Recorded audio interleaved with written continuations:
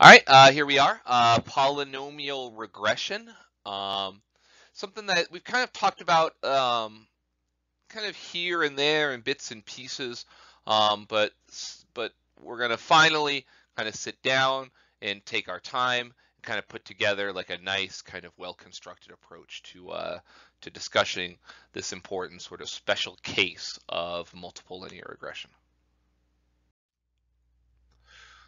So consider a single independent variable x. From this one variable, we can actually put together a larger multiple linear regression model that has essentially k variables in it by just raising that one variable x to successive powers. We, of course, would call this a kth degree polynomial in x, right? So a kth degree polynomial would look like we have our beta naught, and then we have beta 1 times x, beta 2 times x squared, beta 3 times x cubed, beta 4 times x to the power 4, and right, beta 5 times x to the power 5, right? In theory, we could keep going as long and as far as we would like to. Now in practice, we'll see we seldom go beyond x cubed. In fact, in practice, we really seldom go beyond x squared. But in theory, right, we could go to any number k. Now, right, there's certainly special cases of it. So this would be the special case where k equals 1. K equals 1 is just a straight line. We spend a lot of time. We spend almost an entire class, almost an entire 4 hours kind of talking about how this thing would work. We call this, of course, simple linear regression. This would be the sort of next stage in complexity, right? This is a quadratic model. So right here, we're calling it y equals beta naught plus beta 1x plus beta 2x squared plus e, right? In like your algebra class, right? Maybe you called it y equals a plus bx plus c times x squared, and then you could do things like the quadratic formula, right? And kind of solve or quantify various properties. So, I mean, a lot of us have experience dealing with quadratics, right? We know that a quadratic equation, right, looks like either a smiley face, right, or a frowny face, right, sort of mathematically if you go over all values x. Now in practice, right, we typically, most explanatory variables, there are a few exceptions, most explanatory variables are non-negative. And so because of their non-negativity, we usually just see sort of 1/2 of the smiley face or the frowny face. We don't typically see, right, the sort of entire smile or the entire frown.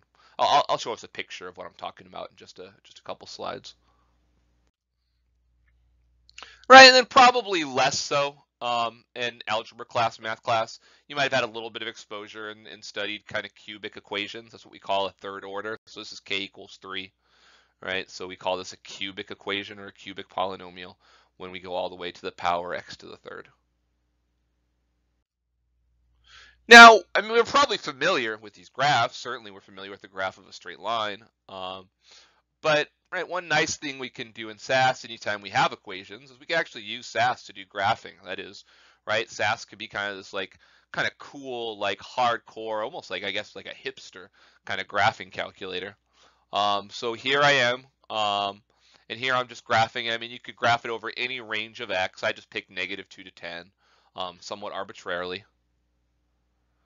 Now notice I have to create that x squared variable, so I do that. That's just x times x. And then I have my x3, that's my x cubed variable, that's x times x times x. Right, and then I have y underscore L, that's my linear equation, y underscore S, that's my squared equation, y underscore C, that's my cubic equation. All right, so you can take a look at what each of those are. And then I just do like a proc plot of them, proc G plot, in the next few slides. All right, so there's our line. Nothing too profound there. Here's our quadratic, and this is what I was talking about, right?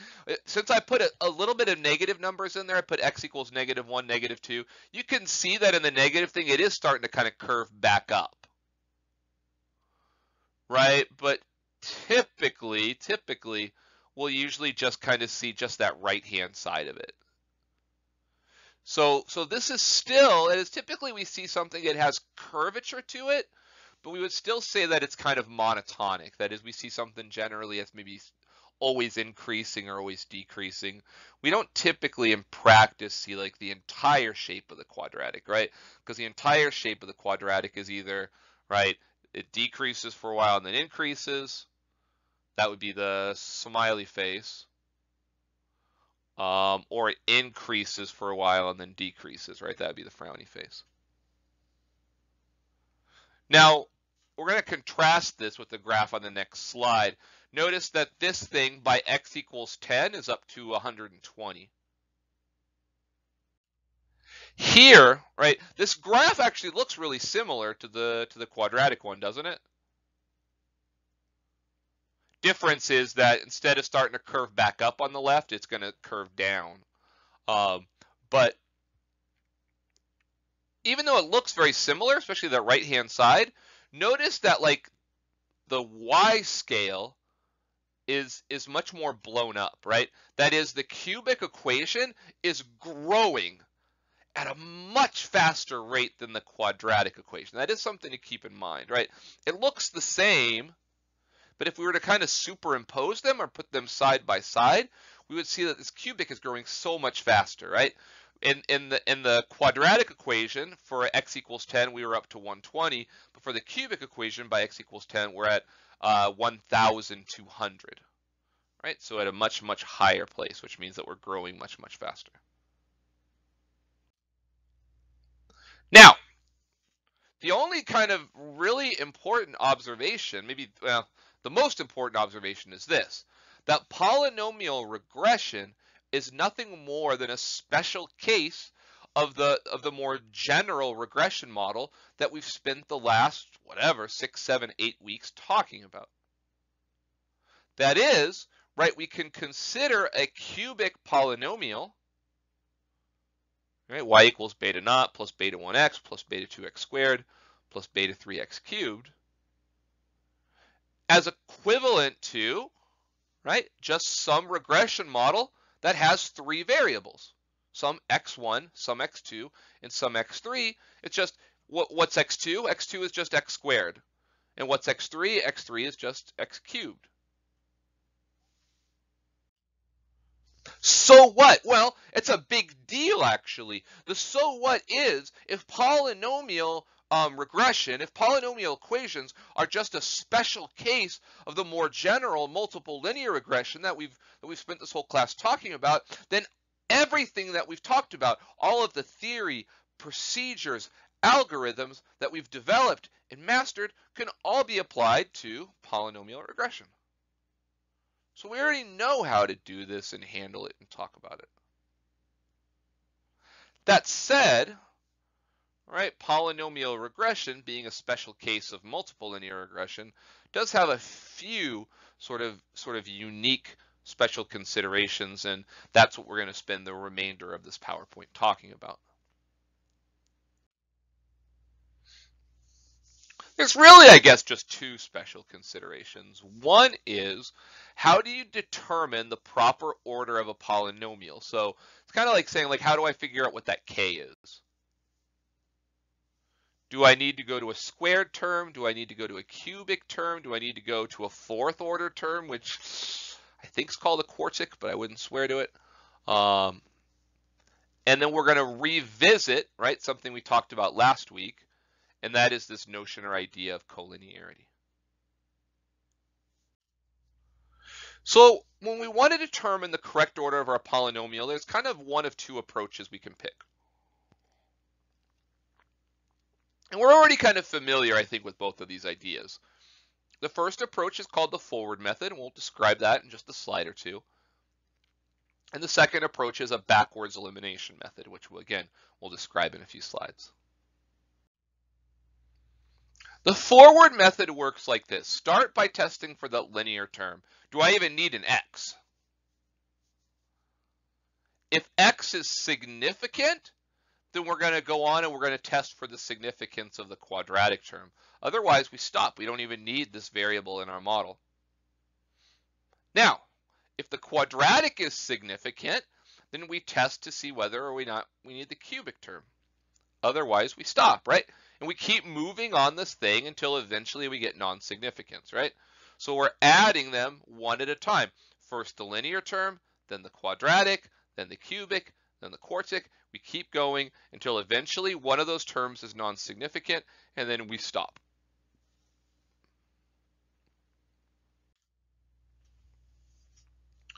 This forward method, I think, is pretty intuitive, right?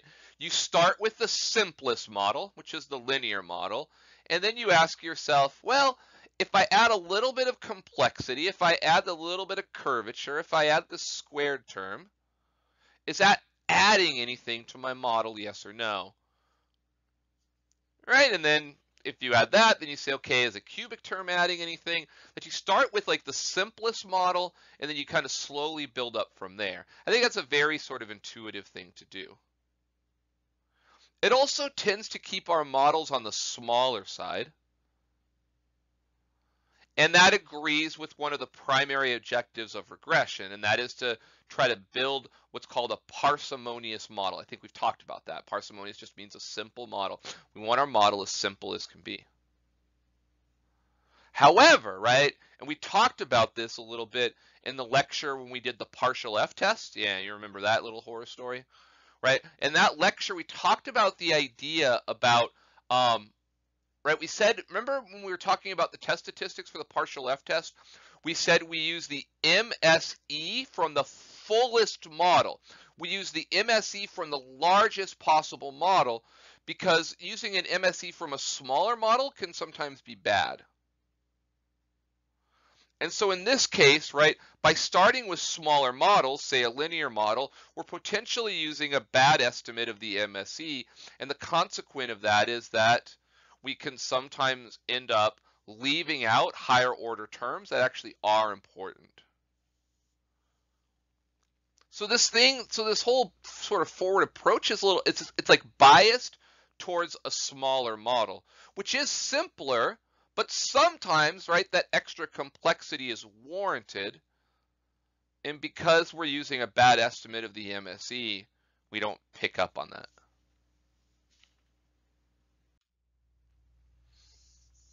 Now, backwards elimination is you start at the highest order term and work backwards, removing insignificant terms until you finally reach something that's significant. At that point, you stop.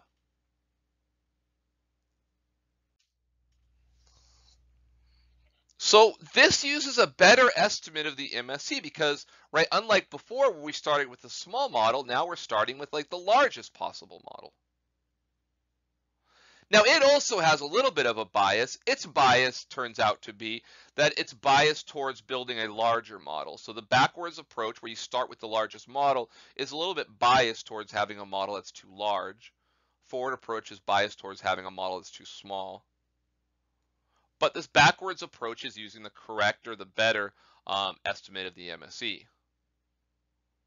Now, of course, what's the maybe biggest drawback? The biggest drawback is that there's not always like an obvious starting point. The forward thing, you have an obvious starting point. You start at the simplest model. That's a linear model.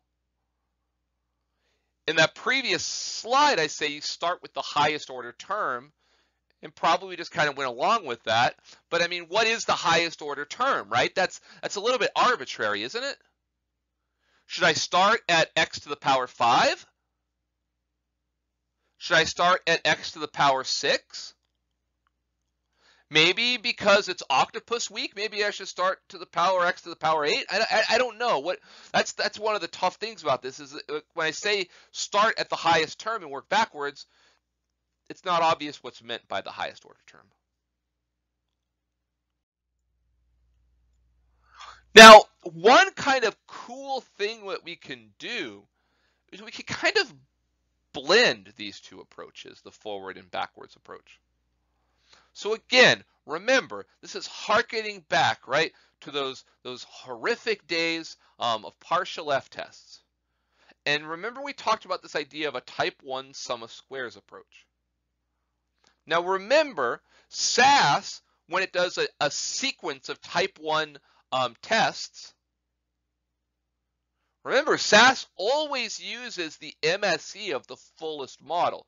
So that kind of solves the problem that we had in the forward approach where we were using the wrong or not as good an estimate of the MSE. And so this gives us kind of the intuitive feel of building from the ground up while using the MSE of a larger model to do so. Best of both worlds, right? The statistical version of having our cake and eating it too. Oh, cake sounds good. Maybe I'll do that after I finish this particular lecture. Now, a few considerations. After determining the highest order term, that's really what we're solving for. We're really just solving for that k. What's the highest order term? Once we determine that, we should always include lower order terms regardless of their significance, unless you have some type of strong scientific justification to do so. Right? That is, sometimes you're modeling like a scientific formula that has just an x cubed in it. If that's the case, then yeah, leave out the x squared and the x. But in the absence of such justification, we always keep all the lower order terms. It turns out, and this is something that we could show, I don't know that it's worth the class time to do so. You could do some Googling if you want to see it for yourself, but we could show that the significance test for those lower order terms could be a little bit arbitrary. It could depend on how x is scaled. So it could be significant if we scaled temperature in Fahrenheit, but non-significant if we scaled it in Celsius. And that's a little bit of an undesirable property. That kind of arbitrariness of units is something that usually we don't have a problem with in regression. So the standard practice is solve for the highest order term, include everything less than it, regardless of whether it's significant or not. Also, for this class, for stability and simplicity, I'm going to suggest that we don't include terms higher than order 3, again, unless we have some sort of strong theoretical justification. Uh-oh, I apologize. I got a coughing fit coming on. Brought some water with me. Water doesn't always help, sadly. 18 more slides to go. Let's see if we can pull it off. I think my body's starting to sabotage me because it wants that cake. All right, let's go back to our beloved bears, right? Got 99 problems, one of which may or may not be the coronavirus, but bears ain't one. So let's look at the length versus weight for a sample of 99 bears. We actually looked at this plot, I think, it wasn't day 1, I think it was day 2, right? So I think this was like the very start of our second week, and we put that scatter plot up, and we said, like, what do you think? We talked about different observations, and I know at some point in our class we made the observation, right, that there may or may not be a little bit of curvature to that relationship, right? At that point, we didn't know how to handle curvature. So we just fit a straight line, and fitting the straight line worked pretty well. But there's always been this lingering question, right? Would a quadratic curve have fit it even better? Now we're finally equipped to answer that question. Yeah, so we see some potentially pronounced curvature that indicates the potential need for a polynomial model.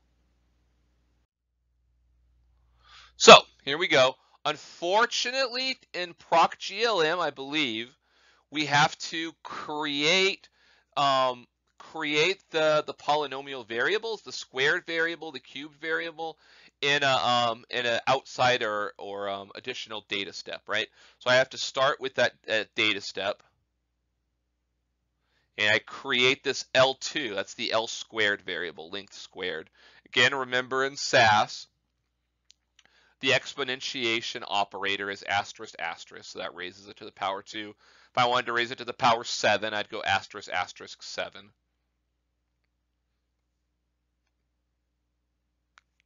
And then I can just use proc_glm. As long as I've actually made those variables, as long as I've created those variables, I could do model weight equals length, and then L2 and L3, right? Now remember that ordering is important if I want to use that type 1 sum of squares sequential approach.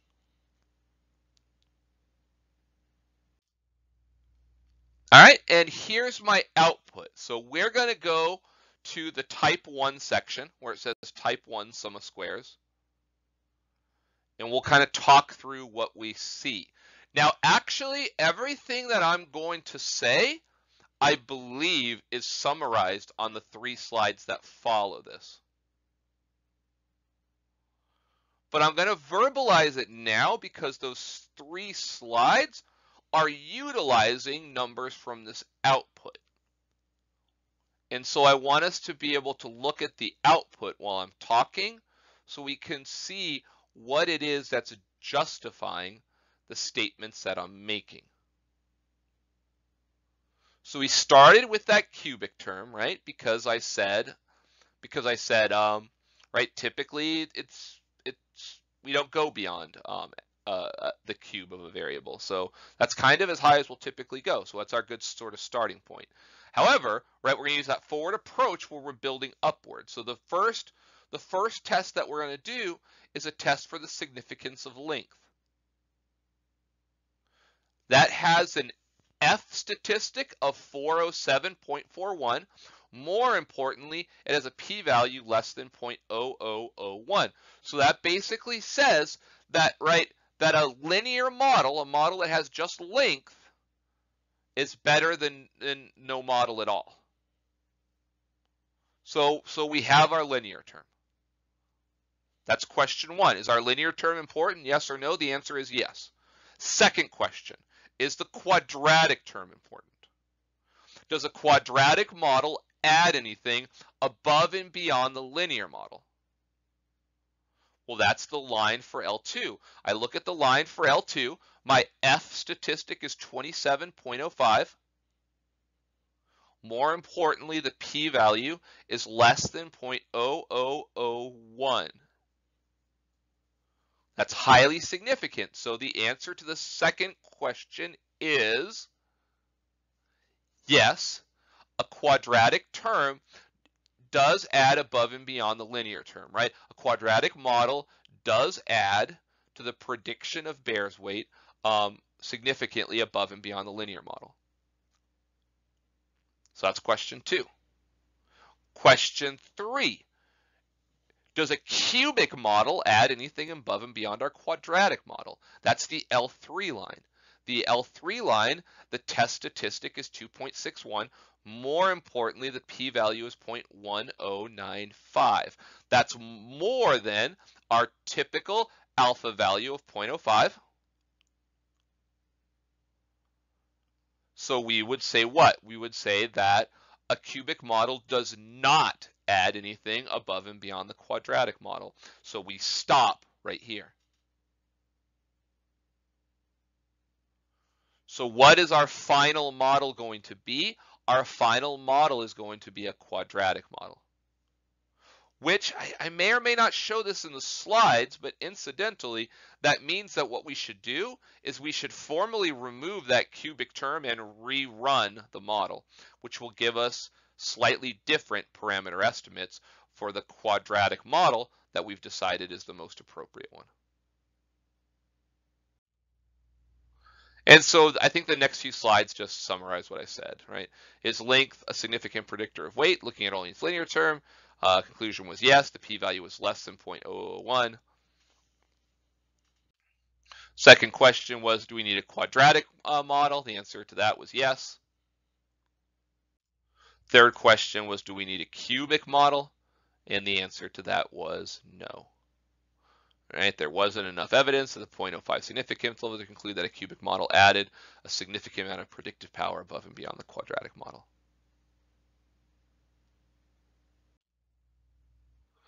And right, we stopped. There was no fourth question because the cubic term was non-significant, right? However, remember I said that without justification, we wouldn't normally go beyond cubic. So to be honest, even if that cubic term had been significant, I probably would have also stopped at that point and just gone with a cubic model.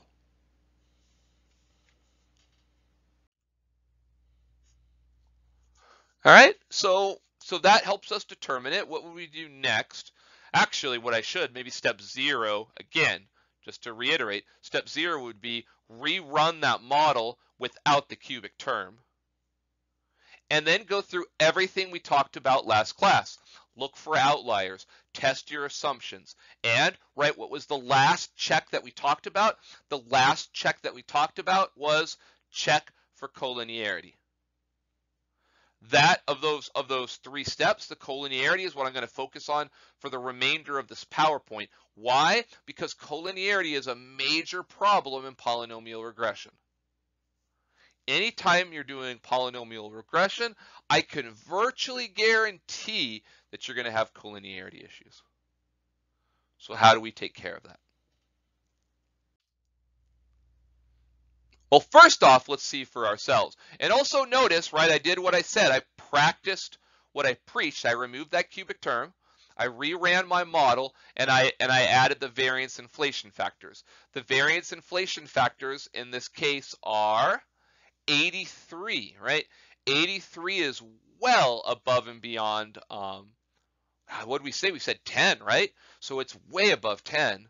Indicating that collinearity is a very big problem in this data. That almost is always the case, right? I mean, you could go back to that graph I made at the beginning of the slide where we looked at the graph. I mean, that was essentially a graph of x by x squared, right? And it looked like, I mean, it had some curvature, but that curvature still looked an awful lot like a straight line, right? We still had this notion or this idea, right? I mean, that's what a strong correlation means. When your length is large, your length squared is going to be large. When your length is small, your length squared is going to be small, right? You're going to have this very strong positive correlation. So it almost always happens, and here we can see it's certainly happening in this example. So how are we going to fix it? Yeah, so, right, again, when we're looking at these, like, remember we had 2 ways of measuring collinearity. In this example, our condition number actually looked good, but realistically, if just one of those 2 ways of measuring collinearity, either condition number or variance inflation factor is bad, then that's enough to tell us that we have collinearity, we should do something. And so in this case, the variance inflation factor is bad, so that implies collinearity, and so we got to do something about it. Now, the approach we talked about last week, the approach we talked about before, is okay. That means that some variable is a function of some other variables. So that means that there's like some redundancy, so we could just get rid of one of the variables. However, right, when we're working with polynomials, that's not really satisfying, right? I don't want to remove the quadratic term because, I mean, I saw with my own eyes that it looked like there was curvature. The p-value told me that putting that quadratic term created a better fitting model. I don't want to remove the linear term, right? Because remember, I told you that standard convention is that once you determine it's order 2, you keep all the other lower order terms in no matter what. So I can't really remove a variable in this case. That was the solution we had last week. So what do I do? Well, the trick is this. The trick is that we center the base variable, the x variable. What do I mean by center? I think I show it a little bit more explicitly in a slide or 2. But I mean that I take every value of x and I subtract from it x bar, right? So my x variable is no longer x. My x variable is now x minus x bar. It's been centered. So that x is no longer the length of the bear. That x is how many centimeters, or whatever the unit is, a bear's length is above or below the average length, right? So let's take a look. Yeah. I guess before we take a look, like it seems like a little bit out there, and it seems a little bit magical that this will solve our problem. But can we maybe see that it solves it? Like, how is it solving it? The problem is what? The problem is that the length of a bear is always positive, right? Doesn't make sense for bears to have negative length, agreed? And so when we graph x squared, right? X squared is, in this case, it's the smiley face. But we're only seeing the right half of the smiley face, right? We're only seeing the upward slope of the smiley face because we're only dealing with positive values of x. All lengths is positive. But, if we center it, if instead of dealing with x, we deal with x minus x bar, then what? I know this is not exactly right, but roughly half of our observations are above the mean, so they're still positive, but roughly half of our observations are below the mean, so they're negative. So this idea of centering, why is it important? Like, what is it doing that's critical? It's creating negative values. Now we have negative lengths and positive lengths, right? Our centered version of length. Right, because now, right, a length of -3 just means that that bear's length is 3 less than the average length. And so now when I graph this length squared, I have positive values and I have negative values. So now my graph looks like the entirety of the smiley face, right? I have the downward slope and the upward slope, which means that I have, right, for that left portion of the curve, I have negative correlation. For the right portion of the curve, I have positive correlation. Those correlations can now cancel with one another and give us a correlation round about 0. I know it's like that one's a little bit tricky. It's definitely nicer in a more interactive classroom. I can draw a lot of pictures. I can engage you more. It's a tougher one to communicate. It's one of the tougher parts to communicate in this online thing. But draw some pictures, think about it, look at our textbook, maybe do a little bit of Googling. Like, the key idea of centering is that it takes a variable that had only positive values, creates a new centered variable that has positive and negative values. So here, by the way, there was like a little extra step that I didn't show in these PowerPoints, right? That extra step was I had to actually figure out what the sample mean length was. And so that's just running proc means, right? So I ran proc means. I mean, you have access to the Bears data set, so you could do it yourself. I ran proc means. Proc means told me that the average bear length, the sample mean for bear length, was 60.92. So I created this new variable length. Poor programming practice there. I probably should have called it not length, but maybe like length underscore C to really emphasize that it's not actually the length of the bear, it's the centered length of the bear. And then once I have this centered variable, I just square the centered variable. And then, wow, voila. Look at that. Who needs Hogwarts, right? We got magic right in our own bedrooms. That's where I'm narrating from. May or may not be where you're listening from. Our variance inflation factor went from 83 to 1. Powerfully effective, right? And I know our condition index wasn't in the red zone, but if you look at that, the condition number, of course, is a lot better as well. So that centering really did fix our collinearity problem. All better. Now, right, remember, anytime we're transforming things, whether it's like taking the log of our y variable, like we talked about last week, or whether it's centering our x variables, like we're talking about right now, you always need to remember these transformations and take them into account. That is, right, at this point, using this model, if we wanted to predict the weight of a bear who had a length of 90.92, we would not plug the number 90.92 into our equation. Agreed? Because our equation doesn't use length, it uses centered length. So instead, we would plug the number 30.92 into our equation. Right? A bear of length 90.92 is essentially 30.92 centimeters above average. And it's that 30.92 that we should be plugging into our equation. So be careful, right? When you have these transformed variables, how you use the equation does change. And that's it for polynomials.